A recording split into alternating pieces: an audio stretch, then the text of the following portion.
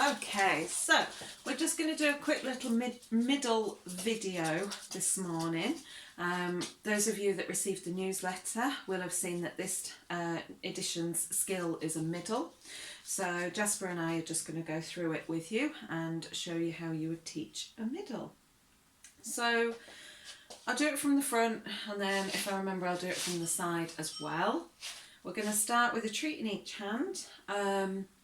Middle is basically just where our dogs come either around or in from behind and finish up between our legs.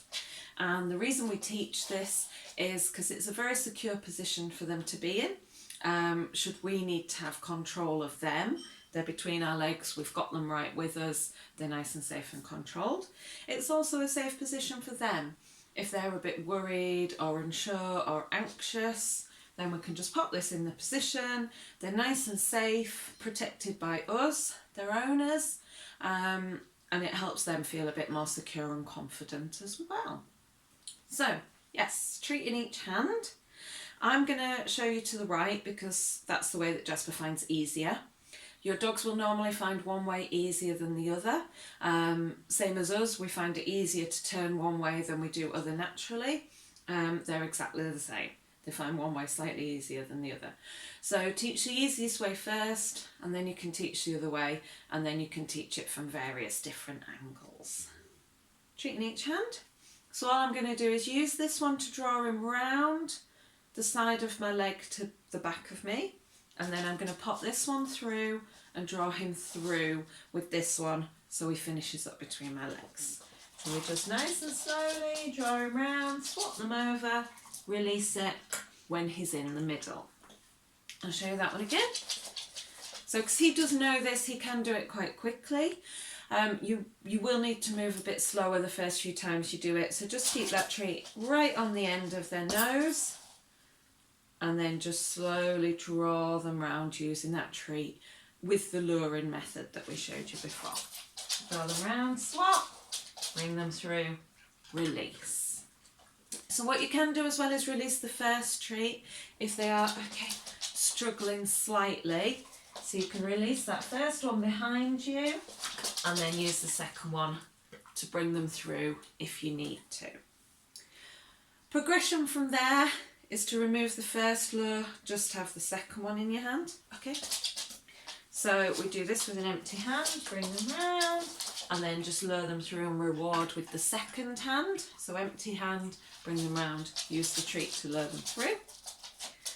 We could then add on a behaviour afterwards, so a sit or a down. So we're going to bring him round. When he gets there, we're just going to lift this up slowly until his bottom hits the floor, and then we release that treat. Okay? So I'll just do that again, bring him round, raise it up, yes. And then from there, from that static position, we can leave him in that static position, we can move around, or as I did earlier, we can release him out of that static position anyway. I'll just show you the down, and then you can have a go yourselves. So for the down, we're just drawing it down, make sure his bottom hits the floor, yes, and release it in that position. And then again, he can stay there or he can be released out of there. Okay, it's all right, Jake, come on your bed. You go on there, good boy. So once you've done it that way a few times, you've added in the sit, we'd start to add in the word. So middle, as we brought him round, yes, and mark and reward. Middle, as we bring him round, you'd start to say it slightly earlier, so it became the prompt for the behaviour. Okay? Okay. Middle. Yes, good boy. And then, as I say, you can add on various behaviours on top of that. You could also work the other way, so we can do it from the other direction, and then you'd start to ask him to do it from various different directions. Okay? Have fun, have a go. Send me your pictures and videos of you doing it, and let me know how you get on.